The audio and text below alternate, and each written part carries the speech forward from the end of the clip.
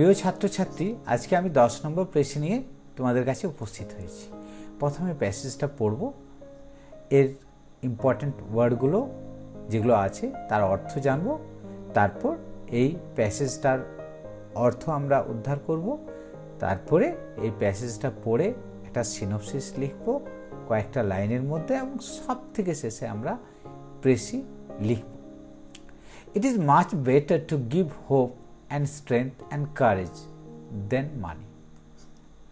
The best help is not to hear the troubles of others for them, but to inspire them with courage, energy, to hear their burden themselves and meet the difficulties of life bravely. To help others, one requires a clear head, wise judgment, and a warm heart. We must be careful not to undermine independence in our anxiety to relieve distress. It is important, therefore, so far as possible, to help others earn their bread rather than offering directed. It is desirable that every person should be self-reliant and not depend on charity. 108 words আছে, এটা PSC work account 2019 পরীক্ষায় এসেছিল। এখান থেকে আমরা কি কি important word পাচ্ছি একবার দেখে নিই। ট্রাবল মানে সমস্যা, difficulty or problems. Inspire, to excite, encourage or breathe life into, অর্থাৎ অনুপ্রেরণা। Undermine, lessen the effectiveness, power or ability of specially, gradually or insidiously, মানে অবমূল্যায়ন করা। অ্যাংজাইটি, উদ্বেগ। Anxiety is an emotion characterized by an unpleasant state of inner turmoil and includes feelings of dread over anticipated events. Relief means স্বস্তি। Cause মূলত pain, distress or difficulty to become less severe or serious.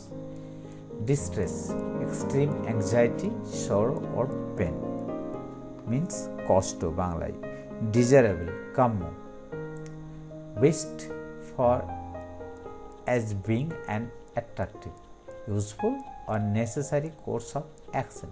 Self-reliant, স্বনির্ভর, reliant on one's own powers and resources rather than those of others.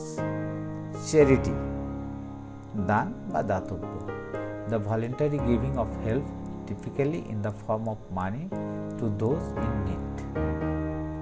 তাহলে আমরা এর একটা অর্থ উদ্ধার করার চেষ্টা করি। It is much better to give hope and strength and courage than money. কাউকে অর্থ দেওয়ার থেকে তাকে আশা, শক্তি বা সাহস যোগানো অনেক বেশি গুরুত্বপূর্ণ।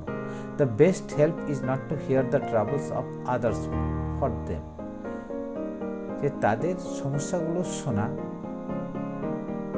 কারো জন্য বেস্ট হেল্প হতে পারে না, but to inspire them with courage and energy to hear that burdens themselves, যে তারাকে তাদের যে সমস্যা আছে বোঝাতে হবে, তারা যেন রিয়েলাইজ করতে পারে। And meet the difficulties of life bravely, জীবনের সমস্যাগুলো সাহসিকতার সাথে মুখোমুখি হতে। To help others one requires a clear head, যদি কাউকে কেউ হেল্প করতে চায় কি দরকার? একজন অবশ্যই ক্লিয়ার, অর্থাৎ তার চিন্তাভাবনা কোনো একটা সমস্যা সম্বন্ধে যথেষ্ট স্বচ্ছ থাকতে হবে, পক্ষপাতিত্বমূলক হবে না, বা তার মধ্যে অস্পষ্টতা বা জড়তা থাকবে না। ওয়াইজ জাজমেন্ট হবে, যে বিচারটা দেবেন সেটা যথেষ্ট জ্ঞানপূর্ণ হবে। অ্যান্ড এ ওয়ার্ম হার্ট, উষ্ণতা থাকতে হবে হৃদয়ের মধ্যে, অর্থাৎ তার প্রতি তার সিম্প্যাথি থাকতে হবে, ভালোবাসা থাকতে হবে। We must be careful not to undermine independence in our anxiety to relieve distress, যে আমাদের অ্যাংজাইটিতে, কোনো উত্তেজনাতে কারো স্বস্তি দেওয়ার জন্য কাউকে ছোট করা যাবে না বা তার স্বাধীনতাকে খর্ব করা যাবে না। It is important, therefore, so far as possible, এই জন্য এটা গুরুত্বপূর্ণ যতটা সম্ভব, to help others earn their bread rather than offering direct aid. কাউকে সরাসরি সাহায্য করার থেকে কিভাবে তার অর্থ উপার্জন করা যায় সেই দিকটা অত্যন্ত গুরুত্বপূর্ণ। It is desirable that every person should be self reliant. এটা কাম্য যে প্রত্যেকে স্বনির্ভর হবে, and not depend on charity, যে কারো দান অথবা দাতব্যের উপর নির্ভর করবে না। পুরো প্যাসেজটা 108 শব্দের মধ্যে আছে। এটা পড়ে আমরা 4টা পয়েন্ট বার করেছি। মূল, encouragement is better then monetary help. উৎসাহ দেওয়াটা অর্থনৈতিক সাহায্যের চেয়ে অনেক বেশি গুরুত্বপূর্ণ। Inspiration helps one to face difficulties bravely. অনুপ্রেরণা কাউকে সাহায্য করে কোনো সমস্যা নির্ভীকভাবে মুখোমুখি হতে। ওয়ান নিড ইনসাইট নলেজ, যথেষ্ট গভীর জ্ঞান থাকতে হবে। ওয়াইজ জাজমেন্ট থাকতে হবে, অ্যান্ড ব্রডনেস, উদারতা থাকতে হবে, to relieve the distress of a person. কোনো একটা ব্যক্তির ডিস্ট্রেস অর্থাৎ কষ্ট বা দুঃখ বা যন্ত্রণা বা অ্যাংজাইটি দূর করার জন্য। It is desirable to make someone self reliant rather than depending on charity. এটা কিন্তু কাম্য যে কাউকে স্বনির্ভর করা, কারো উপর নির্ভরশীল না থেকে বা কারো দানের উপর নির্ভরশীল না থেকে কাউকে স্বনির্ভর করা।